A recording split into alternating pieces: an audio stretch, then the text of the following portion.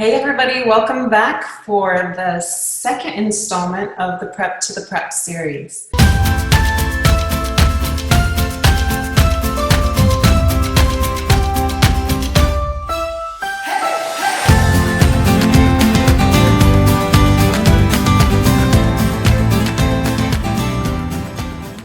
This week we're going to be talking about how to get started with your homeschooling, or if you're not homeschooling, how to get your life flowing in a way that you don't have to think about it anymore and everything runs smoothly.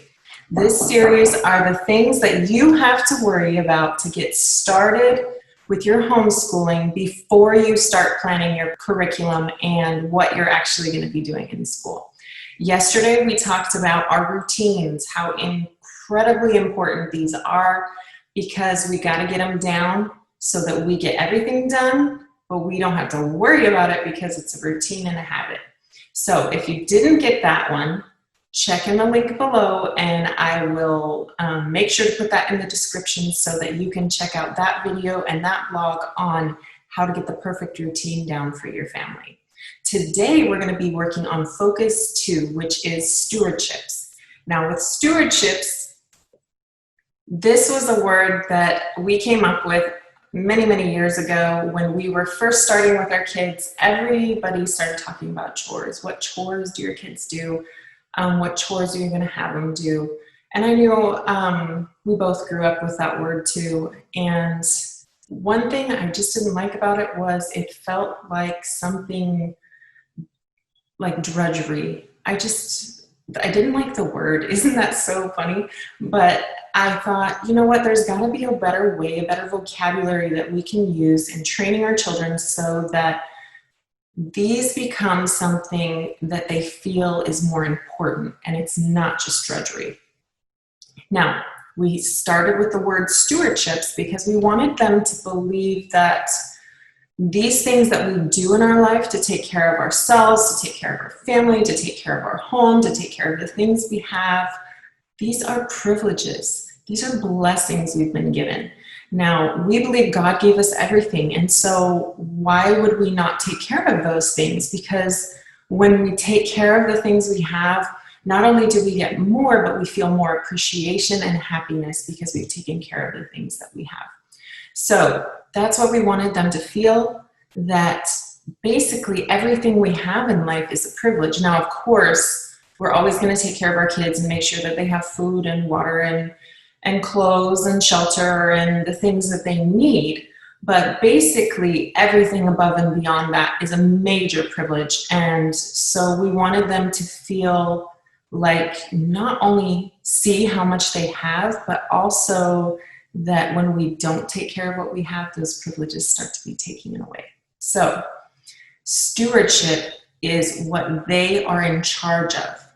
That is their task, the things that belong to them, and they are in charge of taking care of it and making sure that it's taken care of in the way that is expected of them.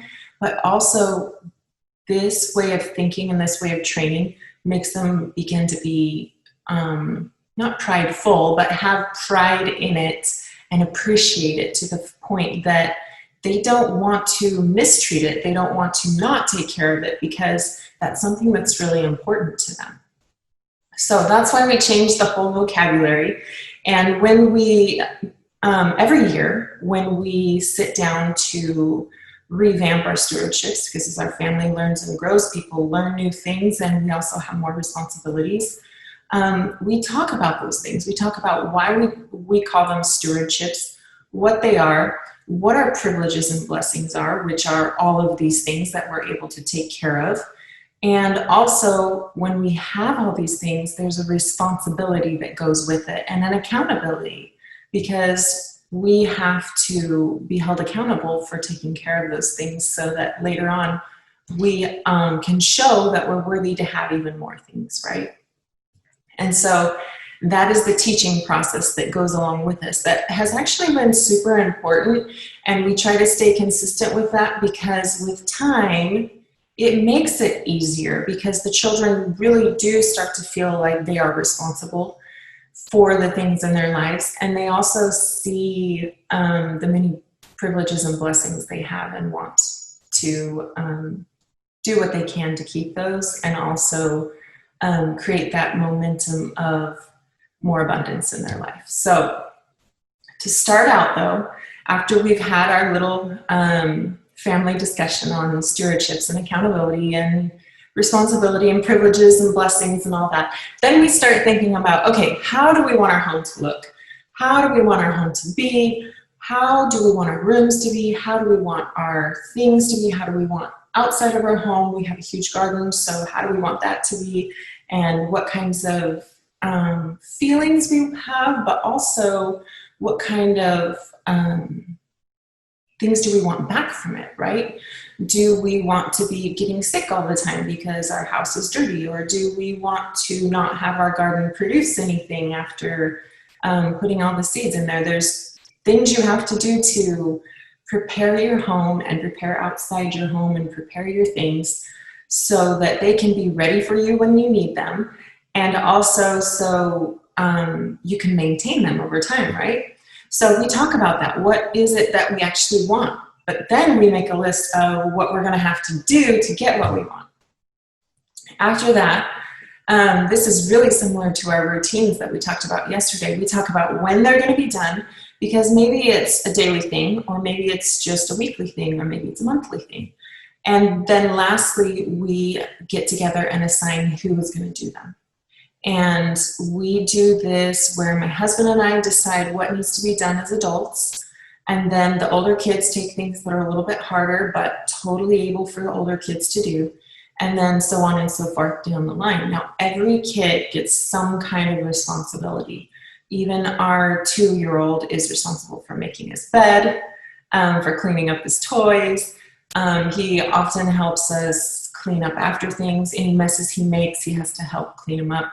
And we always include him in whatever cleaning we're doing, so he feels like he's part of it, but he also gets into the routine of this is what's expected in our home. So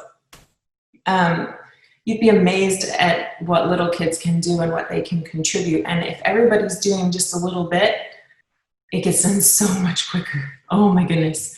I remember when the kids were super little, and my husband, you know, he didn't work at home at the time. He was in a corporate, really high demanding job, and we were moving a lot, and things were just felt really overwhelming because most of it fell to me logically, right? The kids were all really, really super little. They really couldn't do a ton to help with things. And so at that time, the thought of having to teach them to do things on top of it seemed impossible. And I remember in a lot of countries outside the US, well, even in the US today, a lot of kids aren't given a lot of responsibility, but in the areas we were living in, not all areas, all outside the US, just in the areas, in some areas where we lived, where it was a little bit more sheltered, you know, for safety reasons, we lived in those areas. It was gated and things, and almost everyone had a maid and gardeners and people that took care of basically everything. And so they would see me out weeding with my kids or mowing the lawn, or they'd come to my home and my kids are doing little cleaning jobs, but I'm cleaning the whole house by myself. And they're like, when I would go to teach my kids to do it too and say, okay, this is how you clean the bathroom. And they're like, this takes so long. Why don't you just hire someone to do it? And I can tell you that I was tempted many times to do it. And we actually did get a maid for a little bit while I was super sick, another story, but just a couple months while I could get my feet back under me. But that experience alone taught me that I didn't want to have that with my kids being young and capable, and if I was capable, just because we didn't have the same appreciation for things while we did have a maid for those couple months. And also my kids weren't learning things. They weren't learning responsibility. And I'm not saying having a maid is a bad thing. No. If you have a life where there is there's just not enough of you to go around, go for it. I am totally, completely for mental health over doing things the old-fashioned way, you know? But if you're capable, if you have kids that are watching TV several hours a day or even a couple hours a day, or you are, or whatever, then there's time, right? There's time for at least you to do some things, right? So this is for our family. This is what we wanted. This is how we teach our kids. I'm not saying it's for everyone, but I am saying the benefits of it are I can see how my kids treat things, and I can see how they treat other people's things based on how they've been trained that everything is a blessing. We take care of it, we maintain it, and it becomes part of who they are, right? And even in those times where I was super overwhelmed, I never thought everything wasn't always perfect, or I felt like my house was never clean. Those teaching moments, the little things added up to where now I do very little cleaning by myself. Don't worry, I'm plenty busy picking up and keeping everything going. It's not like I'm just sitting on my butt and everybody else is cleaning. But compared to back then, I'm doing like a tenth of what I was doing before, because I have my kids are older and capable, and we all work together so that nobody has a huge long list of things to do. Everybody does a little bit, and we're all done in about an hour, and it moves everybody forward, and we all feel like we're contributing. We appreciate it. It's just a really great package, and that's why I promote that, right? So after you have gone through this process of what and when and who, for us, we create charts like I explained in our routines, and then everybody knows what they're going to do, right? And for us, we put them in a little, like a paper inside a plastic paper protector so that the kids can mark them off if they want. We have a lot of kids that enjoy that process of marking things off. And so we do have it that way. And then after everybody's been assigned, when we're getting new things to do, then we have our stewardship training. Now, I try to reserve these times for Christmas break or summer break so that we have time just to focus on that, and we don't have a bunch of other distractions, because some years it's not that hard. I just say, okay, your new stewardship is this. They already kind of know how to do it, and I just check up on them. Other times it's a completely new task, and so it requires a lot more training. So basically what we do is we get our list of what's required of them, and every new task that they're going to be doing, even if it's new to them, they've done it maybe a couple times, but it's new to them, it's now their stewardship, it belongs to them, then I go through, and if they're a little bit older, I say, okay, this is how you do it, and then they go do it, and then I check. If they're a little bit younger, I do it with them, and I show them this is how it should be completed at the end, right? We show them the perfect picture of what it's supposed to look like afterwards. And if it's a really small child or it's a really new task to a little bit older child, I do this several times, like 2 or 3 usually with them, and show them, okay, we do this, then we do this, then we do this. And each time I do it the same way. And so that they really, really know how to do it and what's expected at the end. What's our final conclusion that we're coming to, right? What's the final product we're hoping for? And then after that, I will check in on them, right?